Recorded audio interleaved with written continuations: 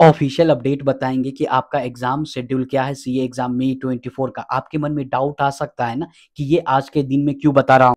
1-2 बच्चे का डाउट आ रहा है, वो डाउट क्लियर हो जाएगा, साथ में एग्ज़म्पशन का कुछ रूल को शेयर करेंगे। कुछ ऐसे बच्चे होते हैं सिर्फ़ और सिर्फ़ एग्ज़म्पशन के लिए एग्ज़ाम देते हैं, लेकिन उनको सारा रूल पता नहीं होता, उनको एग्ज़म्पशन मिल नहीं पाता। सबसे पहले इंटरमीडिएट मई 24 एग्ज़ाम डेट शीट के बारे में डिस्कस कर रहे हैं।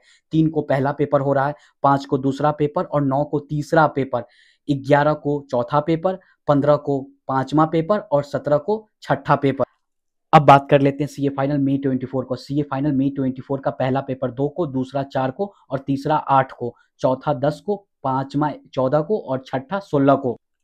आई होप कि आपका डाउट क्लियर हो रहा होगा। अगर आप ग्रुप 1 का एग्ज़ाम दे रहे हो, ठीक है? बोथ ग्रुप फ़िल करके सिर्फ़ और सिर्फ़ ग्रुप 1 में अपीयर करना चाहते हो, तो ग्रुप 1 में अपीयर कर सकते हो। दूसरे ग्रुप में नहीं देना चाहते हो, कोई दिक्कत वाली बात नहीं है। ग्रुप 1 का रिज़ल्ट आ जाए। सीए इंटरमीडिएट, सीए फाइनल का कुछ ऐसे बच्चे होते हैं बोथ ग्रुप का एग्जाम फॉर्म फिल करने के बाद कोई एक ग्रुप का देना चाहते हैं, CA intermediate and CA final का। उनका डाउट मेरे पास आता रहता है कि दूसरा ग्रुप में नहीं अपीयर करेंगे तो कोई रिजल्ट पे इम्पैक्ट तो नहीं पड़ेगा, जिसका जवाब है कोई इम्पैक्ट नहीं पड़ेगा। अब बात कर लेते हैं एग्जाम्शन के बारे में। CA intermediate and CA final से एग्जाम्शन मिलता है। एग्जाम्शन कहते किसको है? अगर आपको 60 या उससे ज्यादा मार्क्स आता है और उस ग्रुप में फेल कर जाते हो तो वो पेपर एग्जाम्प्ट हो जाता है अगले एग्जाम के लिए। लगातार 3 अटेम्प्ट तक मिलता है। हाँ, पता है 3 अटेम्प्ट में भी पास नहीं कर पाओगे तो उसके बाद भी परमानेंट एग्जाम्शन करने का एक और रूल है, लेकिन अभी इसके बारे में डिस्कस नहीं करते हैं।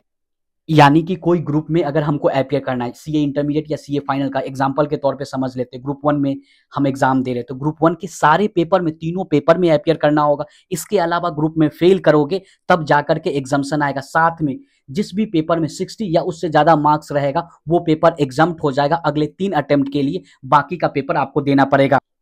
यानी कि जो एक ग्रुप होता है दूसरे ग्रुप से कोई इंटरलिंक नहीं होता है एग्जाम्शन। यानी कि हमें ग्रुप 1 में चाहिए तो ग्रुप 1 के सारे पेपर में अपीयर करना पड़ेगा। ग्रुप 2 में एग्जाम्शन चाहिए तो ग्रुप 2 के सारे पेपर में अपीयर करना पड़ेगा। देखो कुछ ऐसे बच्चे होते क्या है कि वो बोथ ग्रुप का एग्जाम फॉर्म फिल करते हैं, इंटरमीडिएट एंड फाइनल का। कोई एक ग्रुप उनको ऐसा लगता है पास कर जाएंगे, दूसरे ग्रुप में 1 या 2 पेपर में एग्जाम्शन आ सकता है, एक पेपर में कम से कम एग्जाम्शन आ सकता है। तो जिस ग्रुप में उनको लगता है पास कर जाएंगे उस ग्रुप का सारा पेपर दे लेते हैं, और जिस ग्रुप में सिर्फ और सिर्फ उनको एग्जाम्शन चाहिए तो सिर्फ और सिर्फ वही पेपर का एग्जाम देने जाते हैं। यही सबसे बड़ा गलती हो जाता है। उनको 60 या उससे ज्यादा मार्क्स आने के बावजूद एग्जाम्शन मिल नहीं पाता, क्योंकि एग्जाम्शन का रूल ही क्या कहता है, उस ग्रुप के सारे पेपर में अपीयर करना होता है। यानी कि आपको एक पेपर में ऐसा लगता है 60 या 60 से ज्यादा मार्क्स आ सकता है, बाकी का 2 पेपर तैयारी नहीं है, कम से कम एग्जाम में बैठ करके भी आना पड़ेगा।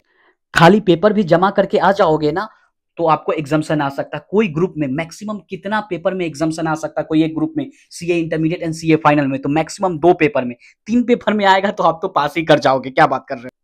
और जिन स्टूडेंट्स को मई 24 में ऑलरेडी एग्जाम्शन है, ये भी डाउट मेरे पास आता रहता है। यानी कि वो पेपर को उनको देने नहीं जाना पड़ेगा, अटेंडेंस बनाने भी नहीं जाना होगा, सीधा एब्सेंट कर जाइए उस पेपर में। अगर आपको एग्जाम्शन है आपके एडमिट कार्ड पे और एग्जाम्शन विंडो में शो कर रहा है। अब एक बार शॉर्ट में हम इस वीडियो में क्या क्या चीज जाने, एग्जाम डेट के बारे में जाने CA intermediate and CA final का, साथ में जिन स्टूडेंट्स को मई 24 में एग्जाम्शन है उस पेपर में एग्जाम देने नहीं जाना है, एब्सेंट कर जाना है। इसके अलावा और किस क्या चीज, अगर आपको एग्जाम्शन चाहिए ग्रुप 1 में या ग्रुप 2 में तो उस ग्रुप के सारे पेपर में अपीयर करना होगा। ऐसा नहीं कि बोथ ग्रुप में। अगर आपको ग्रुप 1 में एग्जाम्शन चाहिए तो ग्रुप 1 के सारे पेपर में अपीयर करना पड़ेगा, ग्रुप 2 में एग्जाम्शन चाहिए तो ग्रुप 2 के सारे पेपर में अपीयर करना पड़ेगा। साथ में उस ग्रुप में फेल कर जाओगे और इसके अलावा जिस भी पेपर में आपको 60 या उससे ज्यादा मार्क्स आ जाएगा उस पेपर एग्जाम्प्ट हो जाएगा लगातार 3 अटेम्प्ट के लिए। और लगातार 3 अटेम्प्ट में भी इंटरमीडिएट या फाइनल का वो ग्रुप क्लियर नहीं कर पाते हो तो न्यू कोर्स के हिसाब से न्यू रोल है कि आपको परमानेंट एग्जाम्शन के लिए चाहो तो अप्लाई कर सकते हो। पूरे लाइफ टाइम 3 अटेम्प्ट के बाद ही अप्लाई कर पाओगे। ये चीज ध्यान से बातें को समझ, क्योंकि जिनको पहला ही अटेम्प्ट में एग्जाम्शन का वो बेनिफिट उठा रहे वो भी बच्चे डाउट पूछते रहते हैं कि परमानेंट एग्जाम्शन कैसे करें। अभी जरूरत नहीं है, 3 अटेम्प्ट जब एग्जाम्शन लैप्स्ड हो जाता है ना तो उसके बाद परमानेंट एग्जाम्शन का ऑप्शन आता है। अगर आपको ऐसा लगता है कि वीडियो से डाउट क्लियर हुआ तो कमेंट बॉक्स में थैंक यू लिखिएगा। और हाँ, आंसर शीट डिटेल को कैसे फिल करना और एग्जाम सेंटर पे क्या क्या चीज लेके जाना, मैंने डिटेल वीडियो ऑलरेडी बना रखा है। वीडियो का लिंक आपको डिस्क्रिप्शन में मिल जाएगा, वो दोनों वीडियो को जरूर देख लीजिए। बाकी ऑल द बेस्ट, जय श्री कृष्णा। कमेंट बॉक्स में लिखिए, मिलते हैं नेक्स्ट वीडियो में।